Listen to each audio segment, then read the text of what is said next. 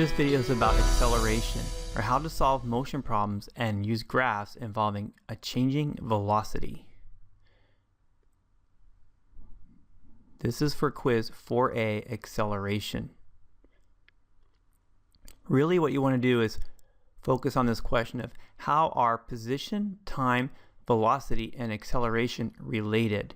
I'm going to do this in this video in 3 different parts. First, in part 1, I will use charts to explain this answer. Then in part 2, I'll do the same thing but with graphs. And then finally in part 3, I will use the equations of motion for constant acceleration. Part 1, using charts. So in our notes, we saw the definition of velocity is a change in position over time. And then we saw the definition for acceleration is a change in velocity over time. So we see position right there, time is in both of them, then velocity is here, and finally acceleration.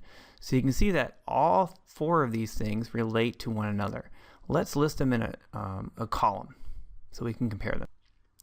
Now I have time in green, a different color than the other 3, because really time is not something we're going to change.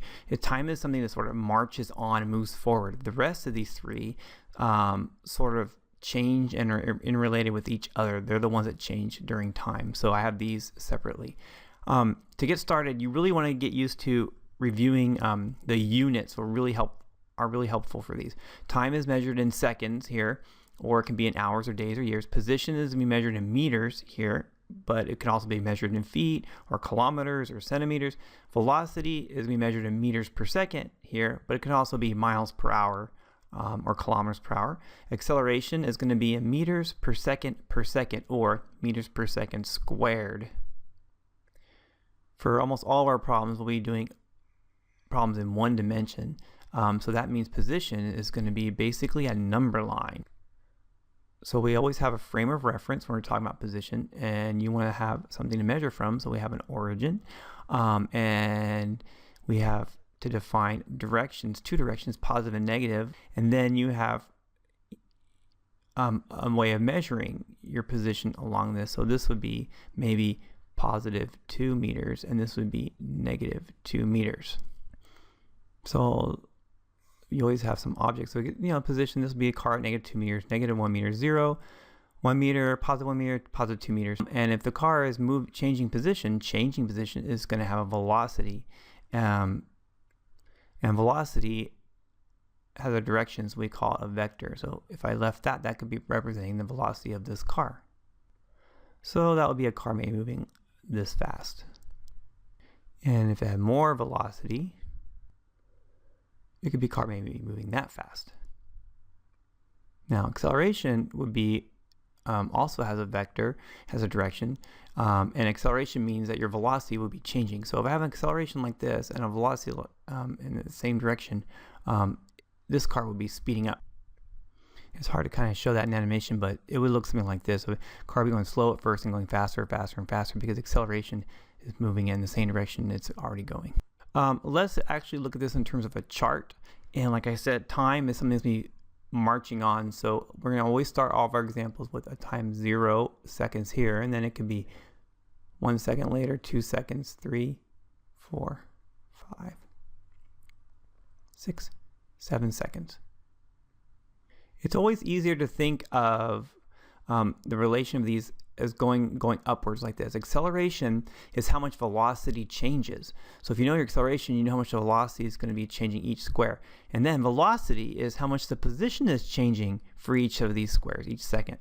So we're going to go through several examples to see how this works. So first of all, acceleration. I'm going to start off with acceleration as 0. Let me just tell you, all of our examples pretty much in my physics class will have constant acceleration. That means it stays the same. So whatever I put here, I'm going to want to put in all the other squares. Like this. Okay? So acceleration is easy. It's always going to be the same. And then velocity, I want to start off with the velocity in this example as a 0 and the position as negative 5 meters.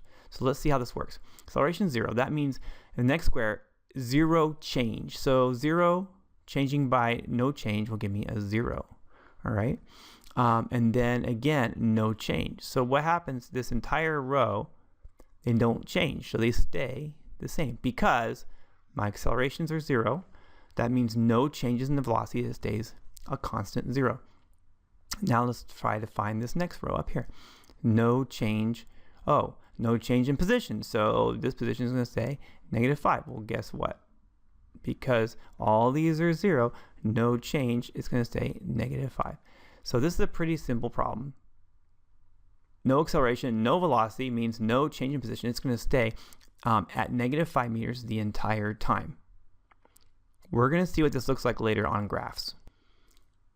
Okay, so let's try one where acceleration is 0, the initial acceleration. The starting velocity will be 2.5 meters per second, and the starting position is going to be -5 meters again.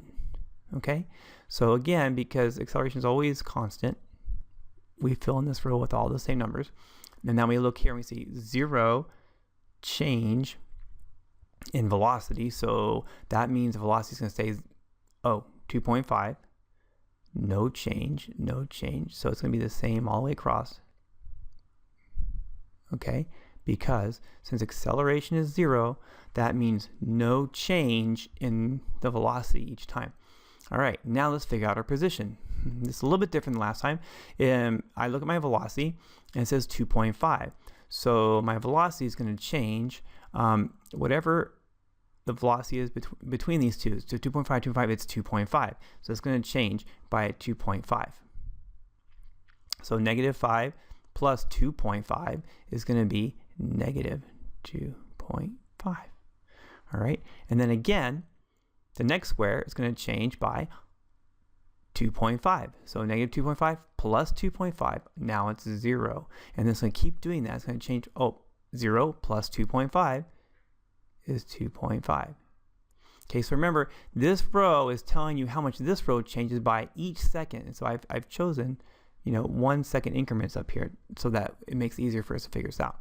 So 2.5, I keep adding 2.5.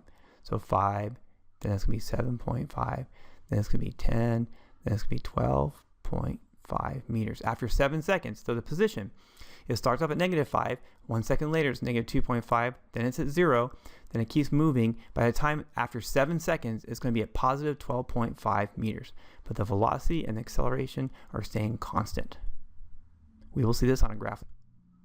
Okay, for our last chart example, I will now finally do something with accelerated motion. So I'll make acceleration 1. I'm going to make the velocity start out at 0 and the position start out again at -5. Okay, since acceleration is 1, it's going to stay 1 the entire time. And now I'm looking 1, so that means the change in velocity is 1 meter per second each second. So after 1 second, it's going to be adding 1 to it. And then 1 more second is going to change by 1. So 1 plus 1 is 2. Then 2 plus 1 is 3. And then 4, 5, 6, and 7. See, each second, this row has to change by 1, positive 1. Okay, now we're going to go up here and figure out the positions.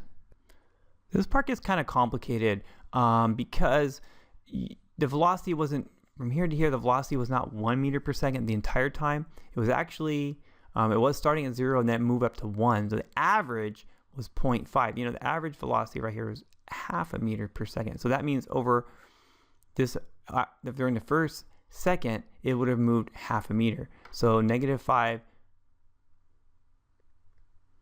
plus a half a meter for the average velocity there in that time is going to be -4.5.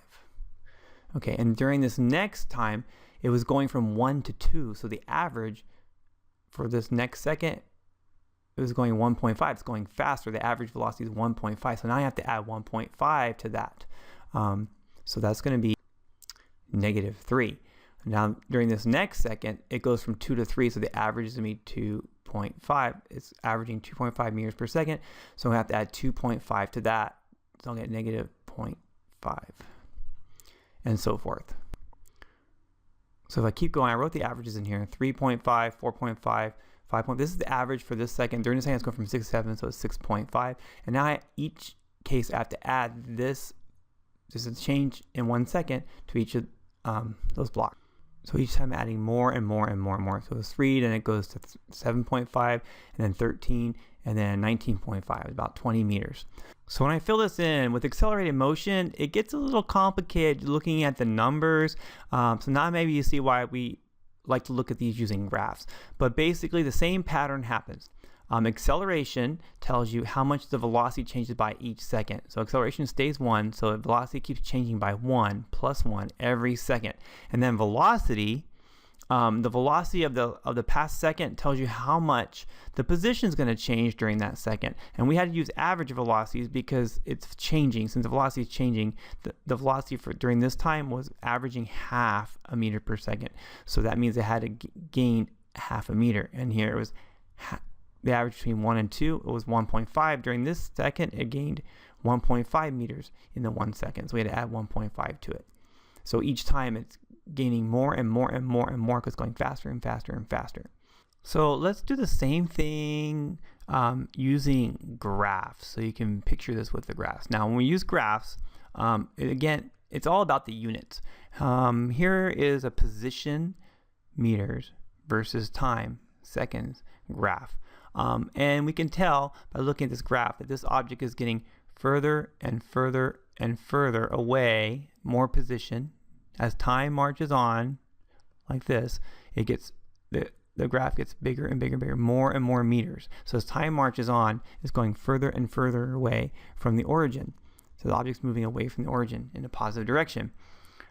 So it's important to be able to read a graph by looking at the position, looking at the value, but something about physics is that the slope of most graphs is very important. And the easiest way to figure out what the slope is telling you is just remember from math, slope is rise over run. So you look at any graph you're given, you just think of rise over run, rise over run, rise over run. That gives us meters over seconds, which is velocity. So the slope of this graph, the slope of position graphs, gives you velocity. Okay, the slope of position graphs gives you velocity. And so whatever you can say about the slope, you can say about the velocity. For example, let's say instead of the graph going up, which would be a positive slope, positive velocity, if the graph was going like this, if the graph was going like this, that means it was starting at a far position and getting closer and closer and closer and closer to 0.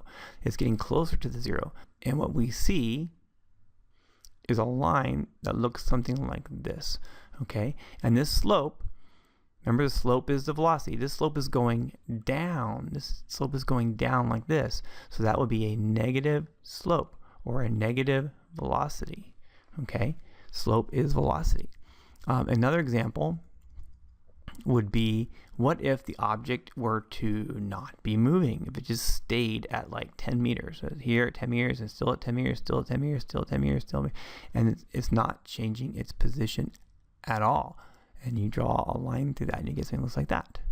Well, that slope, that's a 0 slope, right? 0 slope, 0 velocity. It's not moving. It's staying still, 0 velocity. So that was a position graph. But let's look at another graph. Let's look at a velocity graph. Okay, velocity graphs will graph the velocity, the meters per second versus time. So let's say, so velocity graph, again, rise over run, rise over run, rise over run, rise over run, which is the same as meters per second squared. That's the acceleration. The slope of this graph will give you the acceleration. So first, let's try a velocity of something that stays the same, right? Let's say 10 meters per second, 10 meters per second, 10 meters per second, 10 meters per second. The graph of this would look like this, be a straight line. So the slope would be not going up or down, 0 slope. 0 acceleration, right? Not accelerating. It's staying constant velocity. It's not accelerating at all. All right, so I think you can see where I'm going with this. You can do the same thing as you did with the earlier graph. If the velocity, if it's speeding up, let's say something starts off with a velocity of 0, and then it's going 1 meter per second, 2 meters per second, 3 meters per second, 4 meters per second, 5. Okay, that's speeding up. You draw a line through that, and that would be a positive slope, positive slope, positive acceleration, positive acceleration, positive slope. And the opposite would happen if the object was slowing down. It starts off fast and it goes slower and slower and slower and slower and slower, and that will give you a line that would look like this, and that would be a negative slope, which is a negative acceleration. Okay, negative acceleration, slowing down. So all that might have been a little bit confusing, so the best way to see it is to match it to some motion. So I'm going to use a simulator. This is called Moving Man, and first of all, you can grab a movement. It'll do the graphs for you. You can see it'll do all these different graphs as you move them around however you want. Okay, it's doing the position. Oh, let me pause it. It's doing position, velocity, and acceleration. And I did a fairly complicated motion just now. We'll stick to some easier motions when we do this. First, let me introduce you, like this top one is position. So here's a position graph. There's the meters and the timer on the bottom. And I can change a position or read a position with this arrow. Right now it's at 0. If I move this, he'll move his position. There's his positive position. And over here it's showing the amount. He's at 5.886 meters now. And then he can go over to 10 meters. I move all the way back down this way. And now here's the 0. Here's the origin. So if I keep going this way, now he'll be at negative 3.5 meters, negative 3.5 meters, and then go away maybe to 10. Okay, so you can move the arrow, which will move the man, or you can actually grab the guy and move him around, or you can type in a value. So I'm going to type in 0 right now on that, and now it should stick him right at the origin. Now velocity, remember velocity is how fast he's going to be moving. This is it's paused right now, so again I can set the velocity. Let me show you this. I'm going to turn on the velocity vector. Remember, velocity is a vector. It's an arrow. It's got direction. Right now it's 0, so you don't see a vector. If I move this up, you'll see I will increase his velocity, and you can see the arrow right there showing his current velocity. Right now it's at 3.8. If I go back the other way, now it'll be negative 2.9, negative 2.9 the other direction. Okay, so I will set his velocity back at 0, and I will leave the velocity vector turned on. Acceleration, same idea. This is going to be meters per second squared, and I can do the same thing for acceleration. Let me turn this vector on. So you can see that will be accelerating to the right, which will be positive, and if I go the other way, it'll accelerate to the left, negative. Okay, so I will leave the acceleration vector on. Acceleration vector is going to be green, it says here, and velocity vector is always going to be red up there. So let's try some of the same situations we did with the chart. Here I had 0 acceleration, 0 velocity, and negative 5 position. So this will be negative 5 meters, and this will be 0 and 0. So let's see what happens when I hit play. Okay, you can see the graphs. The graphs, blue is going to be position, red is going to be velocity, and green is going to be acceleration. I'm going to stop it for now. Pause. And you can see nothing much is happening. The acceleration is staying at the value of 0 the whole time. It's going to be constant. And then up here, the velocity, well, if it starts at 0 and there's no change, it's going to stay at 0 the whole time also, because it's not changing, because the acceleration does not change. And then velocity tells the position to 0, not change. So it's going to stay at negative 5 the whole time. So negative 5s, 0s, and 0s, which is basically what we got here. 0 acceleration, 0 velocity, and negative 5 position the entire time. So let's try our next example where we had 0 acceleration again, but we started with a 2.5 velocity and a negative 5 position. Okay, so I have negative 5 position, and I want 2.5 velocity and 0 acceleration. Okay, so let's hit play and see what happens. And he's moving. You can see a position moving and velocity. I'm going to hit pause. Okay, and what I notice, again, here is the acceleration. It's 0. That means the velocity is not going to change. I go up here and the velocity stays a constant 2.5. It's flat, 2.5 the whole time. And now this 2.5, if we go up here, here is our position graph. Now here's where something kind of interesting is happening. I'm going to put this on playback and let's let this guy move. And I'm looking down here at the time. I want to go after 1 second. So I'm waiting for the time. There you go. The time is 1 second. And what I see, all right, the velocity was 2.5 and it started at -5, and after 1 second it gained 2.5. So -5 plus 2.5 is -2.5.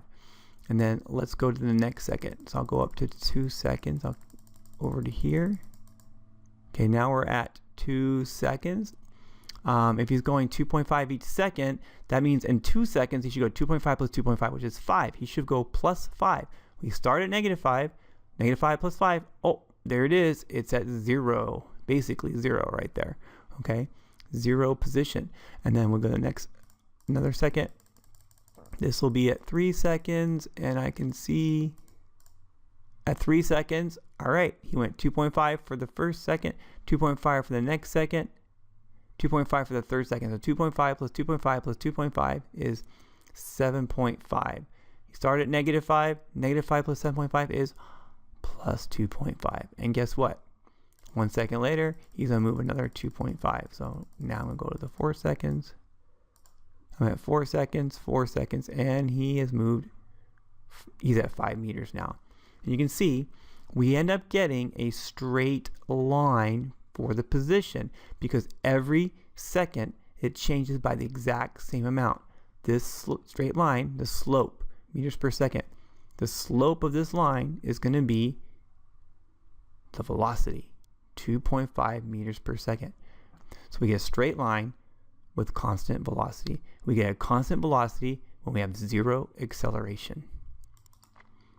Okay, so now let's try an example with an acceleration of 1, which is going to cause the velocity to change by 1 each second, which is going to cause the position to go change more and more and more and more and more each second. So typing it in, we're going to start out at a position of -5. Velocity is going to start off at 0, and the acceleration is going to be 1, positive 1. Okay, so here's what it looks like when I run the program. You can see I'm going to go to about there and pause. Okay. So we can see what happened was the velocity changed to 1 meter per second each second. It went up. The slope of this line is 1 meter per second each second. 1 meter per second each second. Now the position graph, well, since velocity is getting faster and faster and faster, it's going to move a further and further in distance each time. So we end up getting this curve here, which is actually a parabola. It starts off at a 0 slope and gets steeper and steeper and steeper and steeper. So if I put the chart with the graphs, you can compare and see acceleration stayed constant 1 1 1 1 1 1 1 1 1, and then that made the velocity change by 1 each second. So this goes up 1 meter per second each second, and because the velocity is speeding up, the position gets further and further and further than it did the second before. So it starts off not moving very much at once, and then starts moving more and more and more and more each time. So it gets a steeper and steeper slope. And notice here the velocity is 0, and the slope is sort of what that looks like. That's a 0 slope, a 0 velocity. And as it goes right here, the slope of that pink line is going to be this velocity right here, which is 2 meters per second. And if I go to 3 seconds, actually that's 4 seconds, the slope right there is going to be 4 meters per second, which is the velocity. Okay. Okay, for our final graph, I did a velocity of +3 moving to the right, but acceleration is -1 moving the other way, and I'm starting at 0. Let's just play and see what happens. And what's happening, you're going to find something similar as the other graphs, but not quite the same. Okay, pause. And again, you got acceleration was, so it looks like this, as -1 the whole time.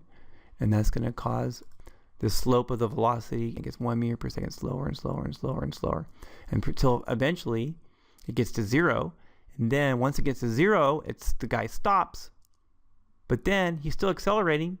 So he's got to keep his velocity's got to change. So then it changes by -1 again, and -1, -1, -1, -1. If I bring it right here to this magic point, right at this moment, right there, the guy's velocity is 0.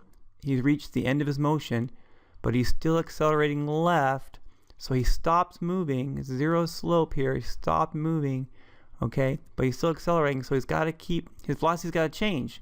It's 0, but it's changed by negative. So 0, it can only be, the only thing that happens, velocity's got to change direction. So you can see now the velocity has turned around and gone back the other way. So now he starts running the other way. He turns around, starts running the other way, and now he speeds up in the other direction. So the kind of graphs we get, acceleration is always just going to be a number. It's always constant.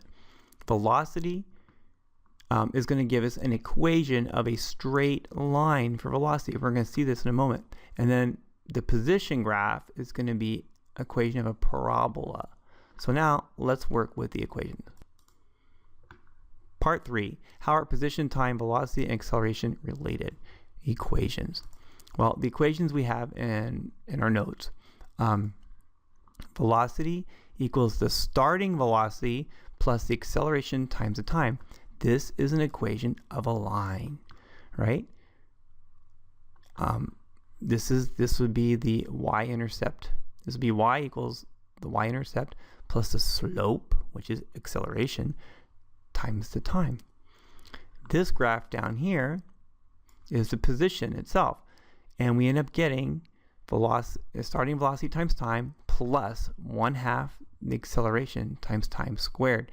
And here's the squaring. This gives a shape of a parabola. So we're just going to end this by solving 3 word problems using the equations. And when you do this, you want to keep the equations in mind. The first thing you do is, with all of our word problems, is to figure out the givens. And if you have the equations in front of you, you can start identifying the givens. And one of the big help with identifying the givens is knowing the units. That'll help you figure out the givens. Okay, so reading through this problem, a car is at rest at a stoplight. It's at rest at the beginning of the motion. Before we enter the story, the car is already at rest. So that tells us at rest, it's not moving in the beginning. That tells us the starting velocity of the car.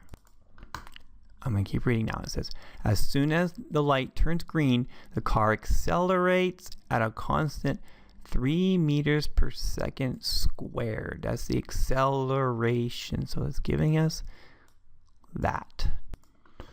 After 5 seconds, 5 seconds is going to be the time. That's the easiest one of all of these to recognize. How fast is the car traveling? So it's, now there's 2 velocities always in all these, so you got to think about, it's asking how fast is the car traveling. Obviously it's asking for how fast at the end of the motion, because it started at rest. So now we want to know how fast, which would be at the end, which would be the final velocity right here.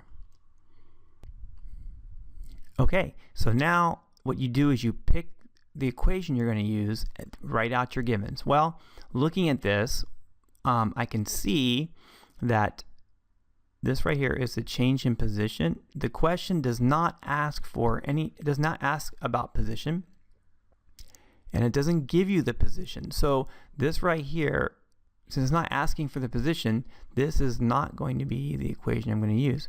Another clue is, if you look up here, I have everything, when I read through the problem, everything in the problem is up here. I'm looking for the final velocity, okay? But, so I have enough to plug everything in and solve for the final velocity. So this is going to be my equation. So I go through, I'm just going to list all these things again. Velocity equals, starting velocity equals, acceleration equals, time equals. And I'm going to go through and plug it in. The car is at rest in the beginning, so initial velocity is 0 meters per second.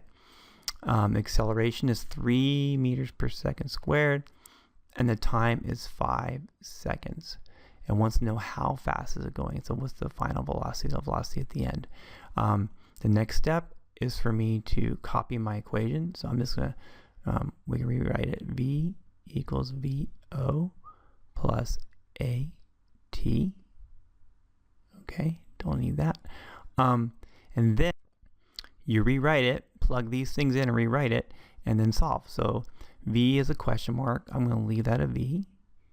Equals VO is 0 plus A is 3 times T, which is 5. And then I do the math. Well, this is easy. 0, I'm adding 0 to that, so I ignore the 0. So 3 times 5 is 15. And the units are going to be in meters and seconds, so meters per second. All right. After 5 seconds, the car is traveling 15 meters per second if it accelerates at 3 meters per second squared from rest. Okay, let's try a very similar but different problem. Here's my equations.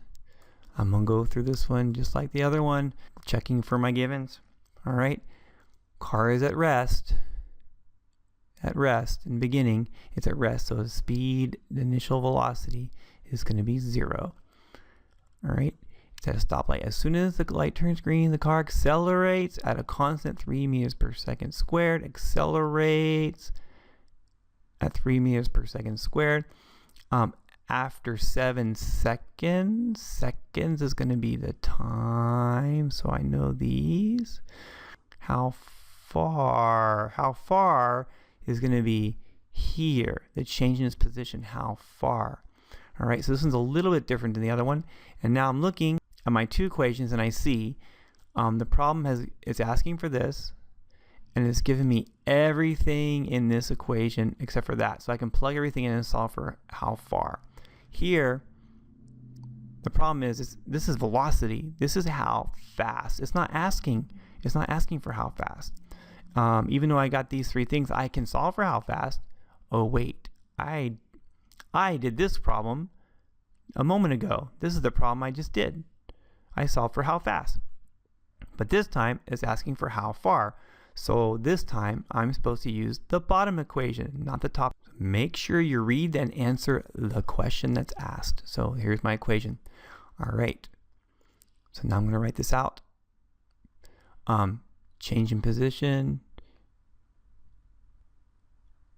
equals, and then starting velocity equals, time equals, acceleration equals.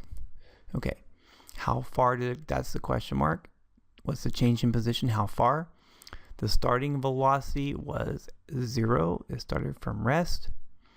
The time it took was 7 seconds. The acceleration was 3 meters per second squared. And then the next step is copy your equation, change in position, VOT plus 1/2 AT squared. Now I rewrite the equation with these numbers in place. Change in position. So change in position equals VO times T, which is 7, plus 1/2 times acceleration times T squared. It's just the time that's squared, not anything else.